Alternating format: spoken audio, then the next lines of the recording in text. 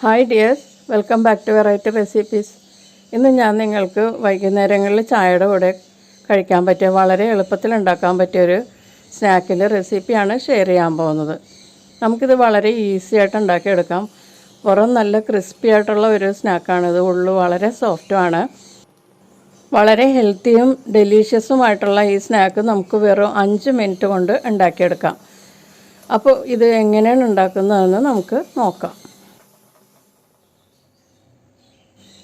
ഞാനിവിടെ ഒരു ബൗൾ ഉഴുന്ന് ബാറ്ററാണ് എടുത്തിരിക്കുന്നത്. 5 മണിക്കൂർ കുതിർത്തതിന് ശേഷം അരച്ചെടുത്ത ഉഴുന്നിൻ്റെ മാവാണിത്. ഇത് ഏകദേശം 1/4 കപ്പ് വേണം, മെഷറിംഗ് കപ്പിൽ.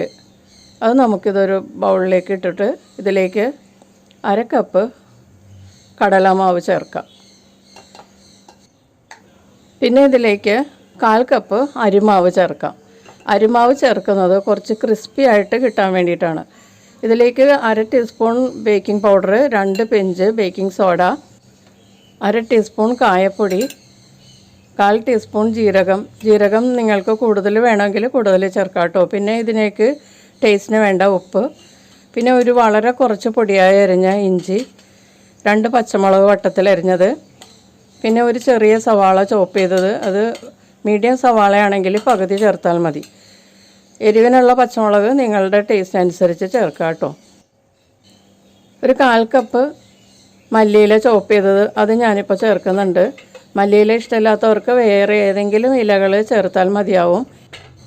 മുരിങ്ങയില അവൈലബിൾ ആണെങ്കിൽ അത് ചേർക്കുക, അല്ലെങ്കിൽ നിങ്ങൾ ചീരയുടെ ഇല അരിഞ്ഞേർത്താലും മതി, അല്ലെങ്കിൽ പാലക്ക് ചീര അതൊക്കെ ചേർക്കാം നമുക്കിതിലേക്ക്. അപ്പോൾ വളരെ ഹെൽത്തി ആയിട്ടുള്ള ഒരു സ്നാക്ക് നമുക്ക് ഉണ്ടാക്കിയെടുക്കാം.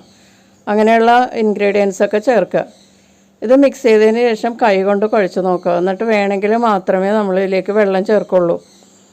പിന്നെ ഉഴുന്ന് ബാറ്ററിന് പകരം നിങ്ങൾക്ക് വേണമെങ്കിൽ തൈര് ചേർക്കാം. നല്ല കട്ടയായിട്ടുള്ള തൈര് ചേർത്തിട്ട് ഇതുപോലെ കുഴച്ചെടുക്കാം. കൈ കൊണ്ട് നന്നായിട്ട് കുഴച്ചെടുക്കുമ്പോഴേക്കും കൂടുതൽ ടൈറ്റ്നെസ് ഉണ്ടെങ്കിൽ മാത്രം കുറച്ച് വെള്ളം തളിച്ച് കുഴക്കുക. ഇതിപ്പോൾ കറക്റ്റാണ്, കണ്ടോ. ഇത് ഇതുപോലെ കിട്ടണം, എന്നാലേ നമ്മൾക്കിത് ഉരുട്ടിയെടുത്തിട്ട് ഫ്രൈ ചെയ്യാൻ പറ്റുള്ളൂ. അപ്പോൾ നമുക്കിനി അത് ഫ്രൈ ചെയ്തെടുക്കാം. അത് കൂടുതൽ നേരം റെസ്റ്റ് ചെയ്യാൻ വെക്കേണ്ട ആവശ്യമൊന്നുമില്ല, നമുക്ക് അപ്പം തന്നെ ഫ്രൈ ചെയ്തെടുക്കാം. അപ്പോൾ ഞാനിവിടെ ഒരു ചീനച്ചട്ടിയിൽ എണ്ണ ഒഴിച്ചിട്ടുണ്ട്. എണ്ണ നന്നായിട്ട് ചൂടായി കഴിയുമ്പോഴേക്കും മീഡിയം ഫ്ലെയിമിലോട്ട് മാറ്റിയതിന് ശേഷമേ ഈ മാവ് ഉരുട്ടിയിടാൻ പാടുള്ളൂ. ഓരോ പ്രാവശ്യം മാവ് എടുക്കുമ്പോഴും നമ്മൾ കൈയൊന്ന് പതുക്കെ നനച്ചിട്ടെടുത്താൽ നല്ല ഷേപ്പിൽ നമുക്ക് ഉരുട്ടിയെടുക്കാൻ പറ്റും. നമ്മളുടെ കൈകളിലൊന്നും ഒട്ടിപ്പിടിക്കുകയില്ല. എന്നിട്ട് ഇത് നന്നായിട്ട് ഗോൾഡൻ നിറമാകുന്നത് വരെ ഇളക്കി കൊടുത്ത് ഫ്രൈ ചെയ്യാം. വളരെ ഈസി ആയിട്ട് ഉണ്ടാക്കാൻ പറ്റിയൊരു സ്നാക്കാണിത്.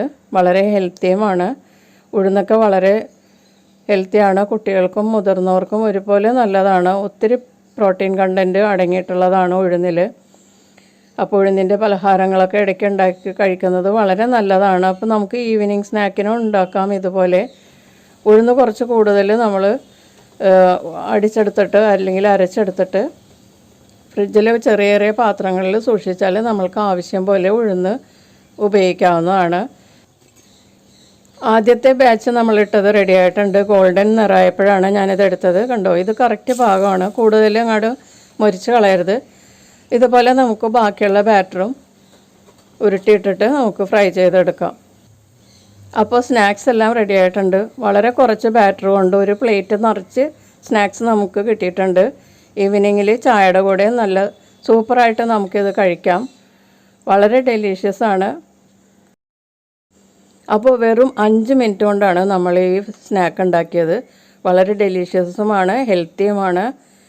ഇത് ചായയുടെ കൂടെ കഴിക്കാനാണ് വളരെ നല്ലത്. പിന്നെ വേണമെങ്കിൽ നിങ്ങൾക്ക് ചട്നി എന്തെങ്കിലും ഉണ്ടാക്കിയിട്ട് അതിൻ്റെ കൂടെയും കഴിക്കാം.